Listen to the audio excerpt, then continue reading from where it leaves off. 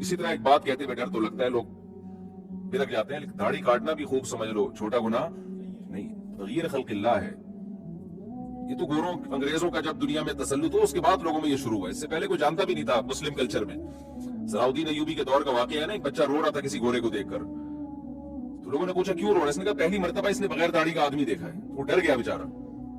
تو کسی بغیر داڑھی والے کی توہین مقصد نہیں ہے، لیکن ہمارے نبی صلی اللہ علیہ وسلم کا حکم ہے اعفوا اللحا، داڑھی بڑھاؤ، وقصوا الشوارب، خالف الیہود والنصارى، بہت ساری احادیث ہے اس پر، اور یہ تغیر خلق اللہ میں داخل ہے. ہمت کر کے رکھ دو، چھوڑ دو یار، کچھ نہیں ہوتا، اور اچھے لگو گے، چہرے پہ ایک رونق آ جائے گی، بہت سے گناہوں سے اس وجہ سے بچ جاؤ گے. داڑھی رکھ کے سین مگر کی لائن میں کھڑا ہو، اچھا لگے گا آدمی. اچھا لوگ کیا کہتے ہیں کہ ہم چونکہ فلم دیکھتے ہیں تو داڑھی رکھ کے فلم دیکھیں تو پھر داڑھی بدنام ہوتی ہے.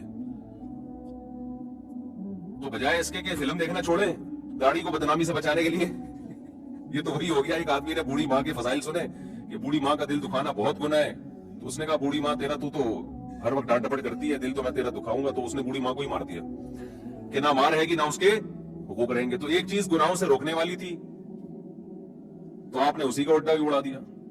یہ تو پھر مسلمان بھی برائی کرتا ہوا اچھا لگتا ہے کیا؟ اسلام بدنام ہوگا نا. تو اس کا حل یہ ہے کہ اسلام کو بدنامی سے بچایا جائے، نہ یہ کہ اسلام چھوڑ دیں آپ. اب کوئی مولانا صاحب کسی مسلمان کو سمجھا رہے تھے کہ تو کرپشن کرتا ہے غیر مسلم کنٹریز میں جا کے، اس سے اسلام بدنام ہوتا ہے. لوگ کہتے ہیں مسلمان کرپٹ ہوتے ہیں. تو اس نے کہا اچھا اسلام بدنام ہوتا ہے، چلو میں اسلام ہی چھوڑ دیتا ہوں. تو یہ تو اور بڑا جرم کر دیا نا کہ ایک چیز جو تجھے برائی سے روکتی تو نے اس کو جڑ سے ابا کے حقوق کا تحفظ کے لیے ابا ہی مار دیے. تو یہ کوئی طریقہ نہیں ہوتا کہ آپ کہتے ہیں داڑھی رکھ کے میں گناہ کرتا ہوں تو داڑھی بدنام ہوتی ہے. تو بھائی داڑھی بدنام ہی سے بچانے کے لیے داڑھی کاٹ دو، داڑھی نہیں کاٹیں وہ رکھیں آپ. ہمارے ایک مولانا صاحب تھے، صحافی بھی تھے، تو ہمارا ان کے ساتھ اندرون سندھ سفر ہوا تو کچھ وکیل لوگ آئے، انہوں نے فوراً، ان کی داڑھی تھی ماشاءاللہ، تو داڑھی کے نا یہ داڑھی والے یہ کر رہے ہیں، داڑھی والے یہ کر رہے ہیں، ان کے سامنے نا داڑھی پہ طنز کرنا شروع کیا. دیکھو داڑھی والا اس دن وہ فلاں کام کرتا ہوا پکڑا گیا تھا داڑھی والا. تو ان کو مسئلہ یہ تھا کہ داڑھی والے چور ہوتے ہیں، مطلب اس کا یہ تھا. اور ان کی داڑھی کا طنز کرنا مقصد تھا کہ آپ داڑیاں رکھ کے گھوم رہے ہیں اور بڑے فنٹر بن رہے ہیں، ہمیں پتہ ہے آپ کیا ہیں. یعنی آپ لوگ ان کو تو نہیں کہہ رہے تھے نہیں آپ لوگ بڑے ہوتے ہیں اس طرح کے. تو انہوں نے کہا دیکھو بھائی، اللہ نے 2 چیزوں پہ پابندی لگائی ہے، ایک داڑھی کاٹنے پر اور ایک غلط حرکتوں پر. جس نے داڑھی رکھ لی اس نے اللہ کے 2 حکام میں ایک حکم تو پورا کر لیا نا، غلط حرکتیں نہیں چھوڑ رہا، ٹھیک ہے نا. جس نے نہیں رکھی اس نے کسی بھی حکم کو پورا نہیں کیا. تو کبھی بھی برائی کا آپ میں کوئی اچھائی سے اس لیے بچا جائے کہ اچھائی بدنام ہوگی، یہ طریقہ نہیں ہوتا. اس کا طریقہ یہ ہے کہ آپ ایک جو کام ہو رہا ہے وہ تو کریں نا. علماء تو یہاں تک کہتے ہیں جو اچھائی آپ میں نہیں ہے اس کی دوسروں کو بھی تبلیغ کر سکتے ہیں آپ، تاکہ وہ آپ کے اندر پیدا ہو جائے. لوگ کہتے ہیں جو کام ہم خود نہیں کر رہے دوسروں کو کیوں کہے؟ بھائی اسی نیت سے کہتا کہ آپ کو بھی توفیق ملے، فروغ تو دینا.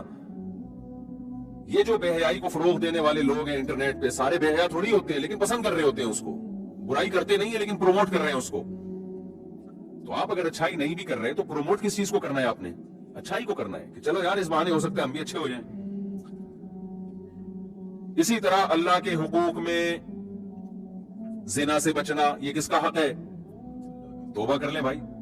بد نظری کرنا صغیرہ گناہ ہے، عادت پڑ جائے تو کبیرہ گناہ ہے. یہاں سے نوجوان خوش ہو گئے ہوں گے، اچھا بد نظری صغیرہ گناہ ہے.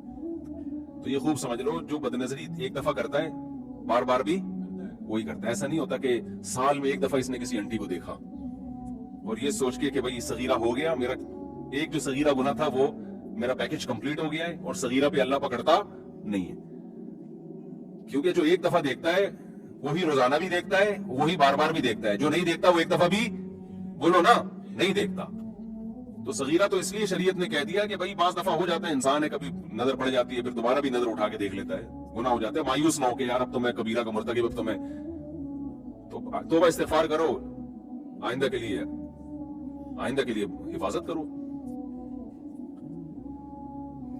تو زنا کرنا کبیرہ گناہ ہے، قتل کرنا کبیرہ گناہ، بہنوں کی وراثت کھانا صغیرہ ہے کہ کبیرہ ہے؟